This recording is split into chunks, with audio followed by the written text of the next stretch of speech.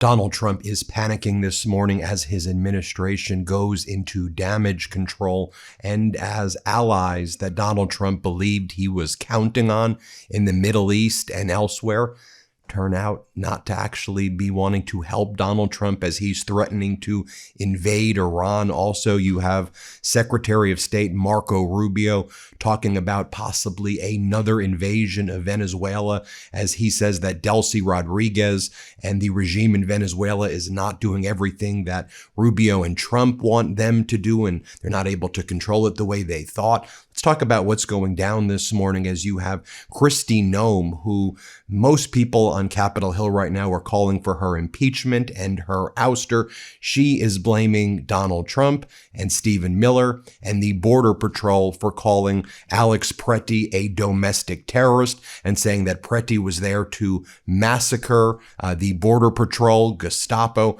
Everyone saw how awful Kristi Noem has been every single day of this regime and frankly her entire life. And now she's trying to throw Donald Trump and Stephen Miller under the bus, essentially invoking the Nuremberg defense already. And as Shannon Watts says, a reminder to all that acting under superior orders does not relieve you of international responsibility if a moral choice was possible. Yeah, the Nuremberg defense right there. Kristi Noem says, everything I've done at the direction of Donald Trump and Stephen Miller. They're the ones who told me what to say. In addition, you had Homeland Security top official Tricia McLaughlin go on state regime media this morning and do the various shows. And she was asked about referring to Alex Pretty as a domestic terrorist and how all of the things that Kristi Noem was saying turns out to be false. And obviously, America is livid at how the Trump regime has defamed Alex Pretty in his death and how they defamed Renee Nicole Good. Watch what Tricia McLaughlin says right here. Play this clip. Secretary Noem accused Alex Pretty of being a domestic terrorist. Is the administration standing by that language? So initial statements were made after reports from CBP on the ground. That was a very chaotic scene. We know that our ICE law enforcement are facing rampant violence against them, a highly coordinated campaign. So that is why this investigation is so important, so that we can get accurate facts to the American people. Would you use that expression again, domestic terrorist?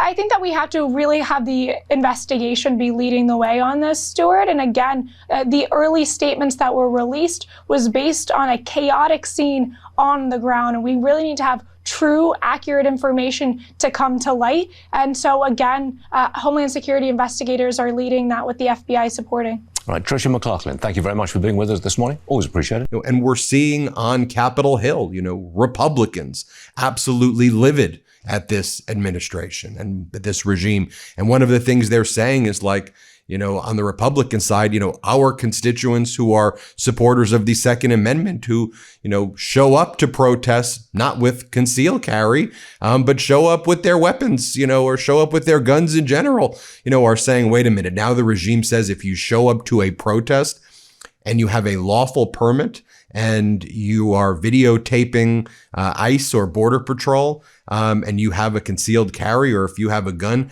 you die and the government is going to execute you. Watch Republican Senator Rand Paul say also, we all saw the video of the murder of Alex Pretty. We know what we saw. Any objective observer knows that Pretty was not attacking the Border Patrol. We see the video. And this is what we're seeing on Capitol Hill, by the way. I did a video earlier this morning where I talked about how Tom Tillis, Senator of North Carolina, Lisa Murkowski, and others are saying the same thing. Here, play this clip. And so when people watch that video and the government tells them, well, he was assaulting the police officers, nobody with any objectivity watches that video and believes that's what's happening. As the man retreats, with each altercation, he retreats, and then the woman is thrown violently to the ground, he's thrown to the ground.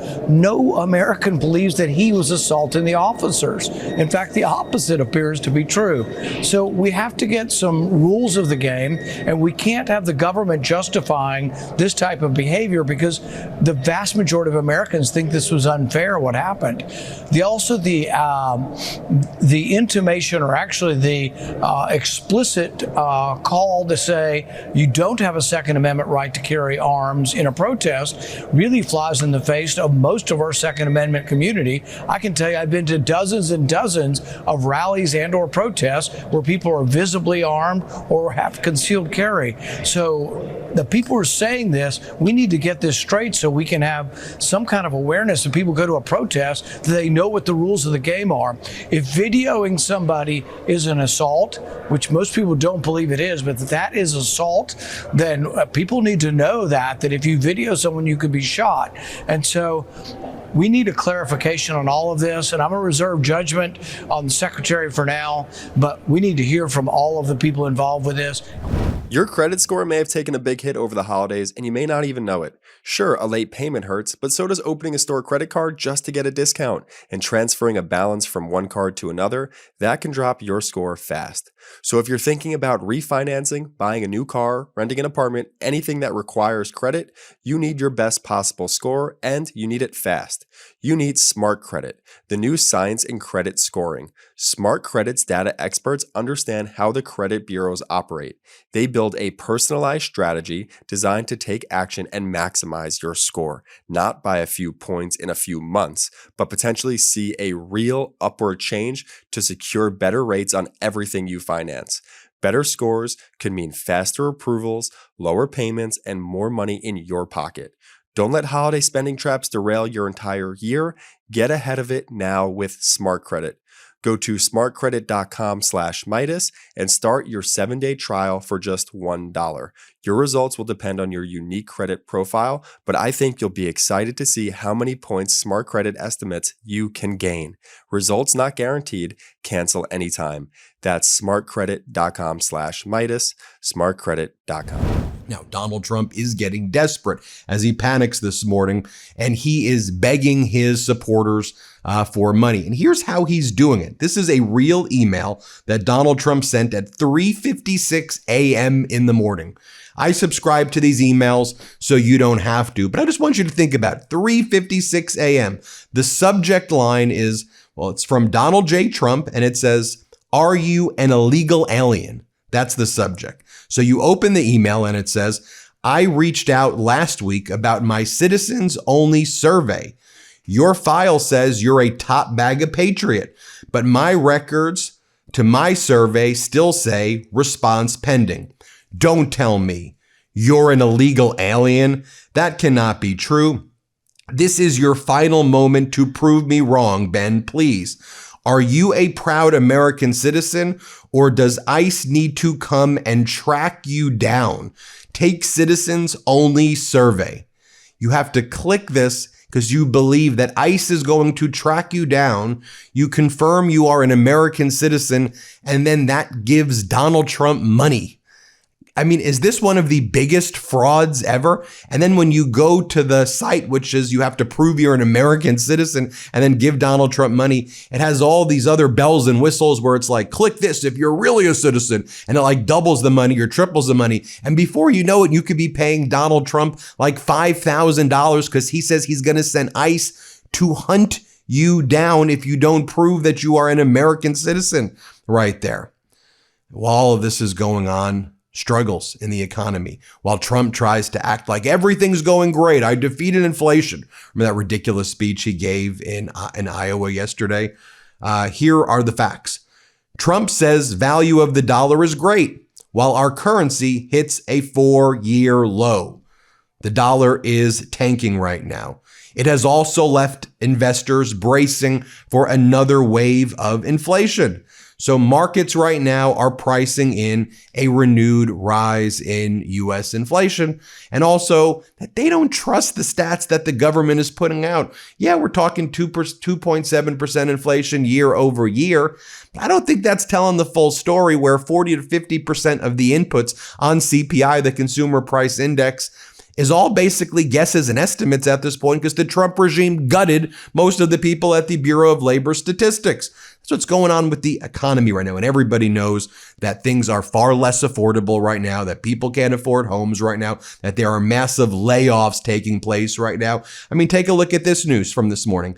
Amazon to cut 16,000 jobs in its largest ever corporate layoffs. Nearly 10% of its corporate workforce is now being fired. At the same time that Jeff Bezos' Amazon gave $70 million to Melania, $40 million as a licensing fee, $30 for promotion for her movie that nobody wants to see, while cutting the jobs of 16,000 people. And that's what these corporate oligarchs do all the time. Find ways to deliver tribute to Donald Trump while screwing over the workers. Take a look at these layoff headlines from this week alone. And it's Wednesday when I'm recording this. Amazon cut 16,000, Pinterest laying off 15% of workforce as part of AI push, stocks plummet, Citigroup to lay off more employees in March, ASML plans to cut 1,700 jobs after feedback it's too complex. Those are the excuses being given. Turning to our economy, to international affairs. As I mentioned earlier in this video, Marco Rubio is now saying that the U.S. is prepared yet again to use military force in Venezuela to ensure its cooperation. We now have armadas that left the coast of Venezuela that are now headed towards Iran, because Trump is threatening attacks on Iran as well, which he said he was going to do in early January, but now he says he's going to do it right now if Iran doesn't make a deal with him. Donald Trump says, he posted, they have to make a deal with me. If they don't make a deal, I'm going to strike them harder than I did last year. But now we're threatening Venezuela again, threatening Iran. And when it comes to Iran, what's notable is all of the perceived Gulf allies of Donald Trump. The key Gulf allies say they're not going to aid the United States in an Iran strike, limiting Trump's options. Saudi Arabia and the UAE says that the USA can't use their airspace for a military operation against Tehran. Saudi Arabia on Tuesday ruled out the use of its airspace and territory for potential U.S. attacks in Iran, complicating the Trump regime's options. And I think you're going to see a lot less cooperation now with the Trump regime in that region. We'll keep you apprised there. You have Prime Minister Keir Starmer taking a state visit to China right now. We saw Prime Minister Carney do that about 3 weeks ago. As Carl Quintanilla says, more pivot to China coverage as Starmer becomes the first British Prime Minister to visit in 8 years. A year into Trump's presidency, pivot to China gathers pace. And I don't know if you've seen this chart yet, but this is a chart of reputations of countries right here that's done by Reputation Labs every year. You can see that the United States' reputation in the world has dropped precipitously. The United States' reputation is worse than Kuwait. It's right around Kazakhstan right now, and it's far worse than Egypt, Vietnam, Argentina, Mexico, UAE, Romania, South Africa, Turkey, Qatar, India, Algeria, and Kuwait all have better reputations across the world than the United States. But everybody, with all of this going on, Treasury Secretary Scott Bessent has a message for parents and kids out there. This is what he said today. Do not buy your kids toys for the holidays. Don't buy them toys for their birthdays. Instead, he says what you should do is give them money in their Trump accounts. Their Trump accounts are better than the lottery, he says. Better than the lottery. And so as Melanie DeArigio says, so rather than giving a toy for a birthday or holiday, parents can invest in and boost the stocks of companies and oligarchs who donated large sums of money to Donald Trump's campaign. It's all a grift. Here, play this clip of Bessent. Go on the IRS website. It's Form 4547, and everyone should do it. And it's a great way because you can also, if relatives, rather than giving a toy for a birthday, for a holiday, they can contribute to these accounts. I think we're going to see a substantial drop in people playing the lottery because you've won the lottery. Right. You've got $1,000 and the power of compound interest, families can add to that. So this is really a new kind of philanthropy. It is direct to children. There you have it, folks. We'll keep you posted every step of the way. Subscribe. Let's get to 6 million subscribers, and thanks for all you do. Want to stay plugged in? Become a subscriber to our Substack at MeidasPlus.com. You'll get daily recaps from Ron Filipkowski, ad-free episodes of our podcast, and more exclusive content only available at MeidasPlus.com.